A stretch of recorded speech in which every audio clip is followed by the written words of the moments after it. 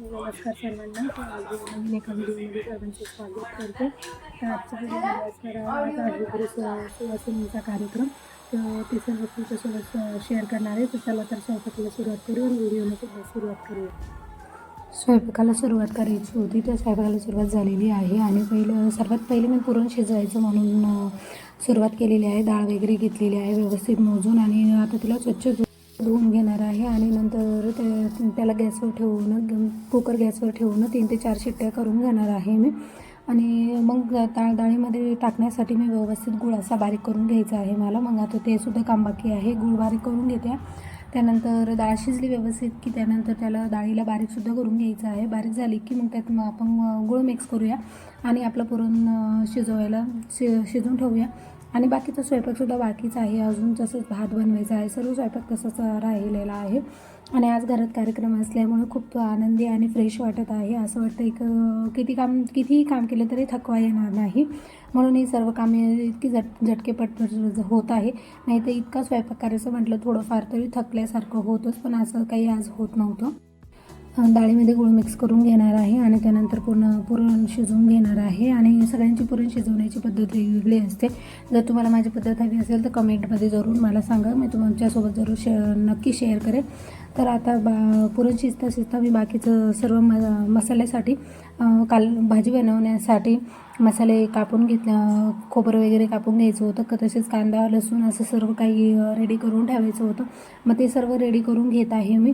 आणि कांदा लसूण वगैरे मला कढईमध्ये फ्राय करून घ्यायचं आहे व्यवस्थित. आता त्यांना मी तळून घेणार आहे. तेलामध्ये थोडं टाकून फ्राय करून घ्यायचं आहे. आणि आजचा कार्यक्रम खूप दिवसाची इच्छा होती करायचं म्हणून नक्की, पण आजचा मुहूर्त आला. त्याला म्हणतात ना, काही गोष्टींसाठी वाट बघावी लागते. ज्या वेळेला जी गोष्ट घडायची त्याच वेळेला त्या सर्व काही गोष्टी घडत असतात. आपण कितीही काही बोललो तरी त्या गोष्टी काही आपल्या मनासारखं होत नसतं. काही गोष्टींसाठी आपल्याला वाट बघावीच लागते. तसंच हे सुवासिनीच्या कार्यक्रमाचं होतं. तर मला भरपूर दिवसापासून घालायचं होतं, पण मग थोडंसं काही कारणास्तव राहतच होतं. तर हे आता आखाड्याच्या महिन्यात म्हणून म्हटलं घ्यावं करून. आता मुहूर्त पण चांगला असतो आणि या महिन्यात जायचं सुवासिनी जेवण देतात पण, त्यामुळे मी पण म्हटलं करून घेऊया आपण सुद्धा. मसाला वगैरे भाजून घेते मी सर्व काही.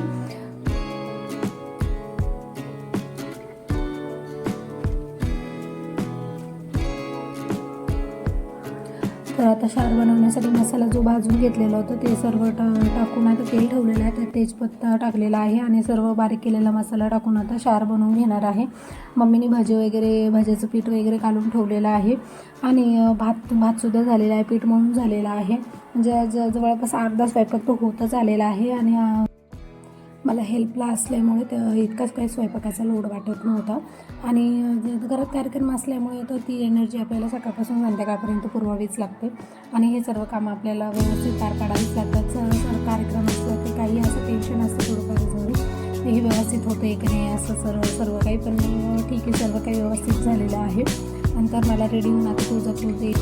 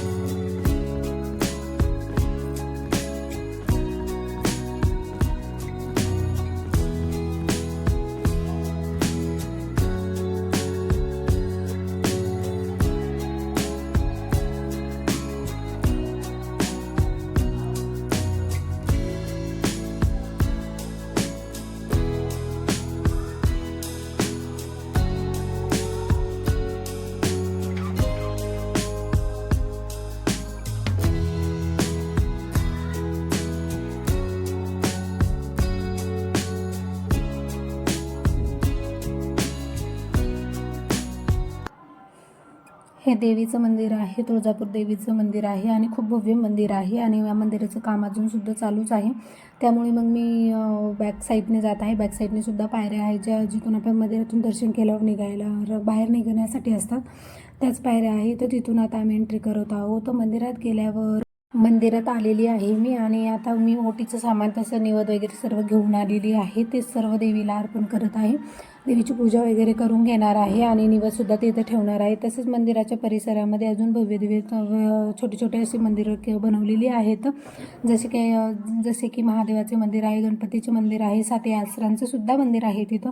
त्यानंतर कालभैरवाचं मंदिर आहे, त्यानंतर अजून हनुमानाचं सुद्धा मंदिर आहे तिथं. तर सर्व ठिकाणी आम्ही थोड्या वेळ तिथं मंदिरात बसलो, फोटो वगैरे काढले आणि सर्व मंदिरांमध्ये निवेद वगैरे ठेवून घेतलेले आहे. तर सर्व मंदिरांचे दर्शनसुद्धा घेतलेले आहे आणि घरी मला जाण्याची घाई होती जास्त, कारण की सुवासिनींचं जेवणसुद्धा बाकी होतं, टाईम होत होता. कसं दिवसभराच्या सगळ्या उपास धरलेला असतो, तर त्यांना वेळेवर जेवण देणं हे आपलं काम असतं. त्यामुळे मी आता पटापटा सर्व देवांच्या इथे निवेद ठेवून आणि निघणार आहे. सर्व मंदिरांमध्ये निवेद पटपट ठेवून आणि मला घरीसुद्धा पटकन जायचं आहे. आणि कारण की सुवासिनींचं सकाळपासून उपवास असतो, त्यांना वेळेवर जेवण देणे हे आपलं काम असतं.